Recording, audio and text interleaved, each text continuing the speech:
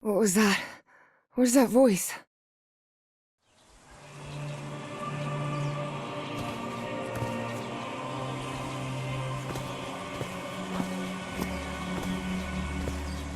This is the story of a young girl. A girl who had strange and disturbing dreams. I know this place. I've been here before. This is the ancient stone city amidst the jungle.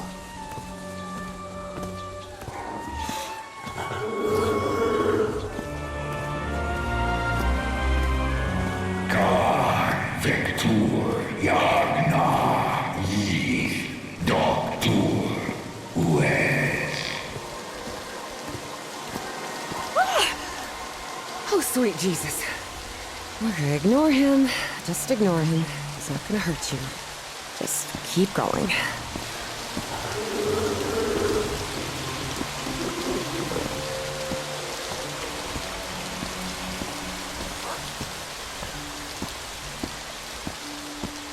This constellation. Where am I? This is not the Earth.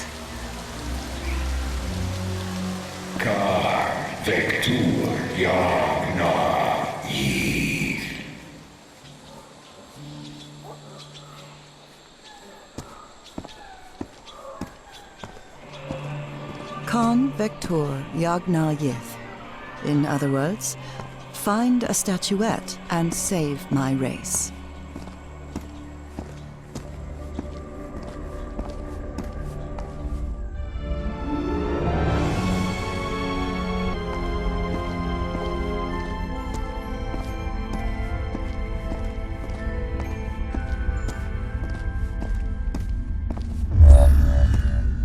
The statuette! Here it is. Finally! I have to get it, I have to...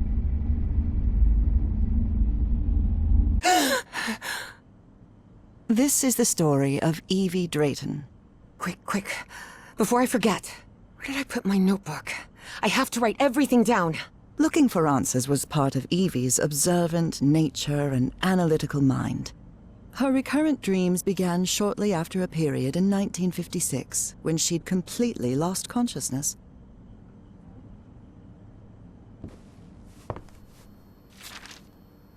Spitsbergen Island and Svalbard. Apparently I researched this area of the Arctic thoroughly during the time I lost consciousness. Spitsbergen Island and Svalbard. Apparently I researched this area of the Arctic thoroughly. This photo was taken during my amnesia. I don't remember anything about it.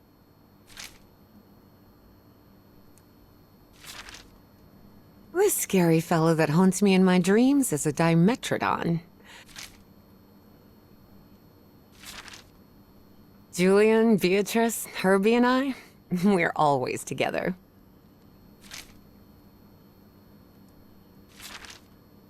Beatrice, along with me, is one of the few ladies studying physics at Miskatonic. I've searched every astronomy book at the Miskatonic Library, but none of them contain any reference to this constellation.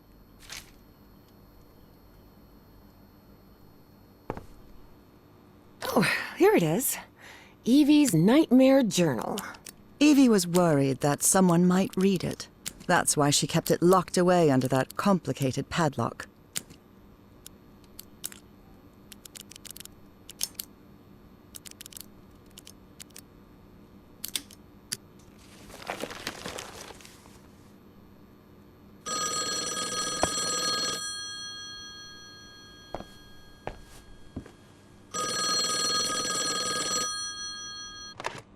Yes? Is this...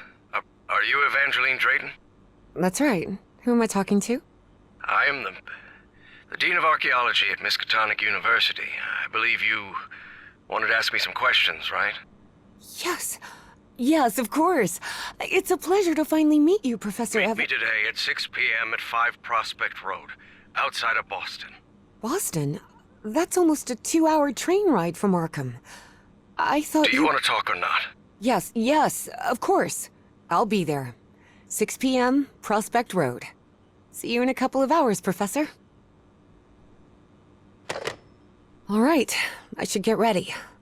There's a lot of information here about my strange dreams and my amnesia. I'd better go through it again before I leave. I don't want to miss any questions when I talk to the professor. The Hydrangea Foundation took care of the insurance payout for Dad's accident. I had scholarships to attend several black colleges in the South, but it was the Foundation's money that allowed me to cover the tuition here at Miskatonic.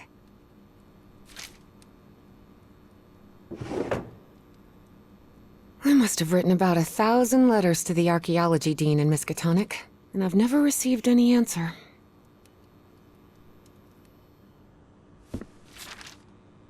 I've always been a good student, but during my amnesia period, I almost reached excellence. All straight A's?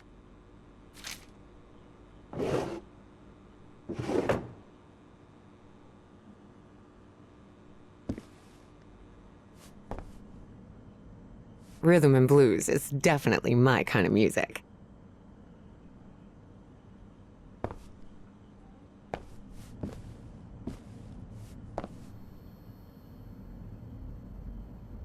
Uncle Mo showed me a trick or two when I would help him in the motor shop. Tinkering with gadgets always puts me at ease. I was lucky to be accepted at Miskatonic. It was one of the first universities in Massachusetts to admit non-white students.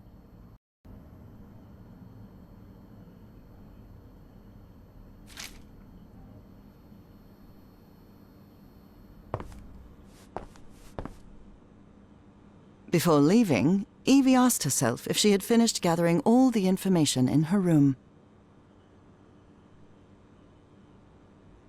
All right, I think I've gathered what I need.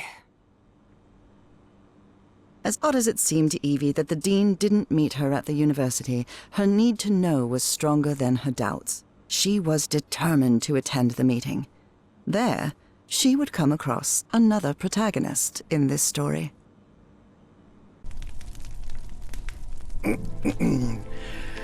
So, you have finally decided to talk to that young lady, Professor.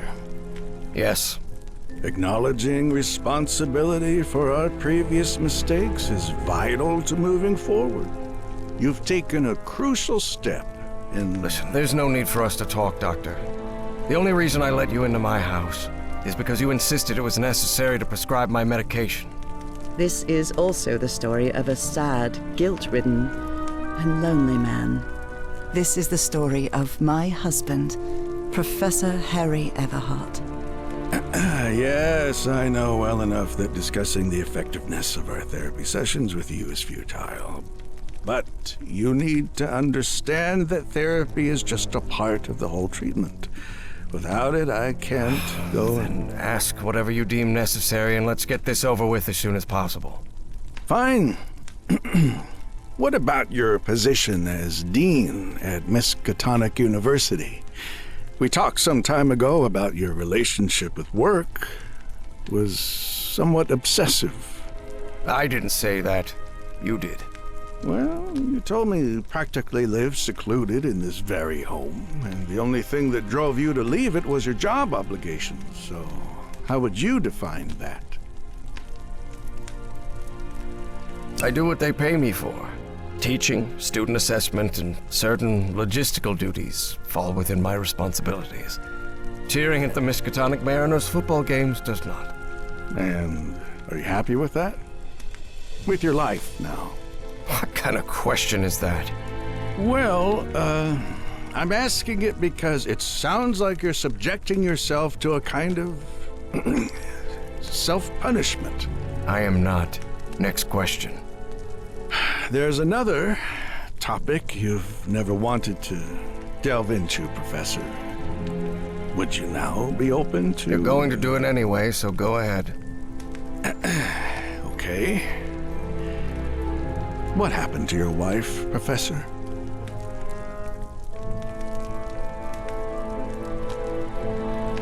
She died at home after a long disease. Harry hated giving details about my death, especially if those details meant talking about a certain expedition and deaths other than mine. I see. And how do you feel about that? What's my wife got to do with all this? You see, the reason I'm asking, Professor, is because when we began therapy, you mentioned visions. Some sort of oily shadows casting themselves on the wall. You mentioned those visions began shortly after whatever happened to your wife. So, tell me, do you still see those shadows, Professor? No, not since I started taking the medication, at least. Harry had tried everything, and none of it worked. Not even the medication that helped him sleep could take away those oily shadows. But he kept it to himself. Listen, there is something different I want to try in today's session. I believe hypnotherapy might... Don't even think about it. Hypnotism is a scam. Professor, with all due respect, I believe you're mistaking mesmerism with hypnotism.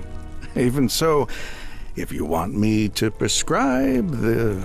You won't give me my medication unless I submit to your quack experiment, is that it? I'm deeply sorry you see it that way, Professor. But I need you to trust me in this. Then go ahead. Wave a pocket watch in my face if that's what you need to do.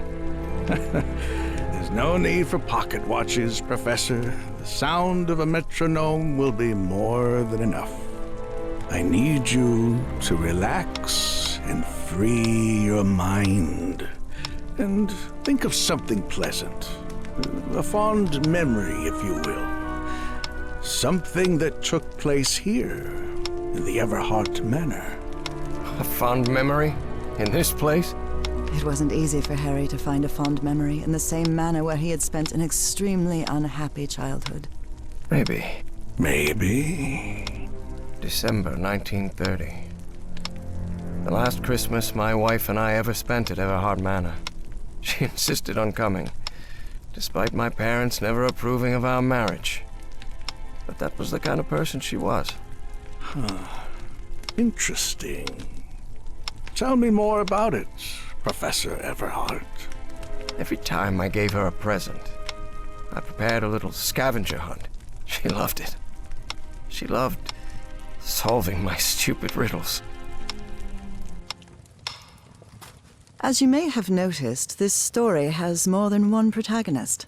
And though I am not one of them, I believe I, Nora Everhart, play a crucial part in it. Can I open my eyes now, Harry? Not yet. We're almost there. Let me open the door and... Now, open your eyes. Look what you've prepared. It's another one of your scavenger hunts, huh? Of course, old pal. Now, if you want your present, you'll have to earn it. Can I use my journal to write down clues? Well, technically that's against the rules, but I'll turn a blind eye this time. You're so kind. That's why I came.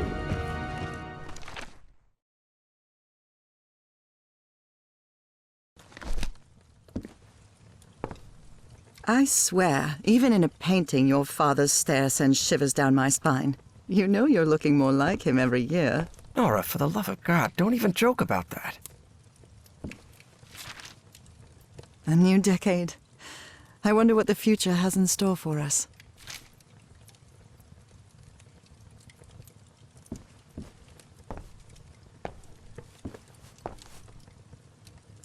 I wonder what my darling husband is keeping locked up in here. You'll have to put that brain of yours to work to find it.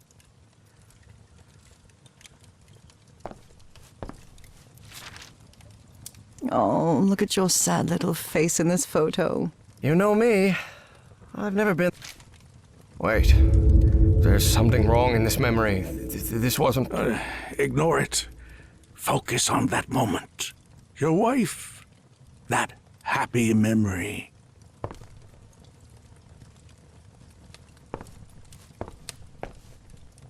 Do you remember when we slow danced to Dear Old Pal of Mine at Maddie's house? The end of the Great War Party and our first kiss. How could I forget?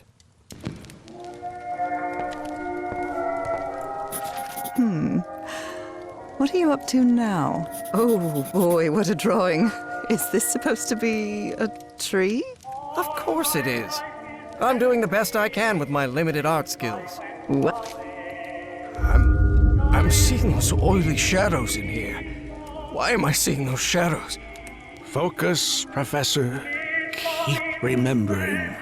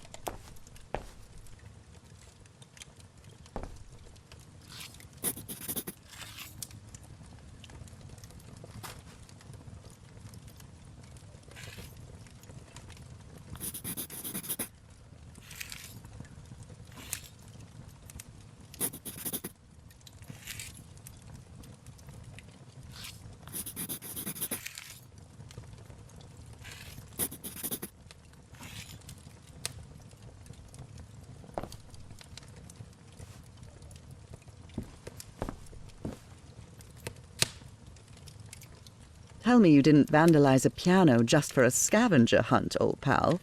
Nora, who do you think I am? It's just crayon.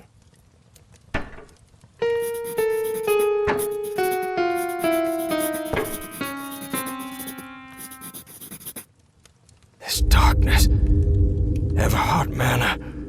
But my house is not... Professor, don't drift off. Keep going. I swear, even in a painting, your father's stare sends shivers down my spine. You know you're looking more like him every year. Nora, for the love of God, don't even joke about that.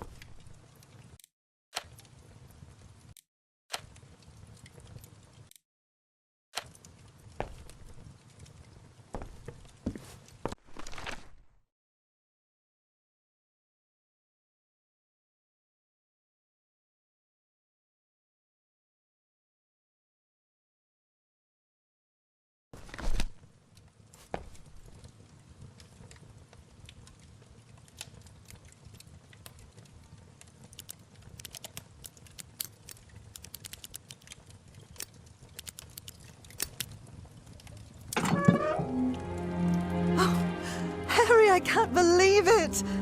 It's that statuette! And it even has a black ooze orb. Just what I wanted for Christmas. No. Wait. What do you mean a statuette? Don't touch it, Nora! Keep going, Professor. It's important. Where is the statuette now? You're no psychiatrist. Who are you? I'm not going to ask you again, Professor Everhart.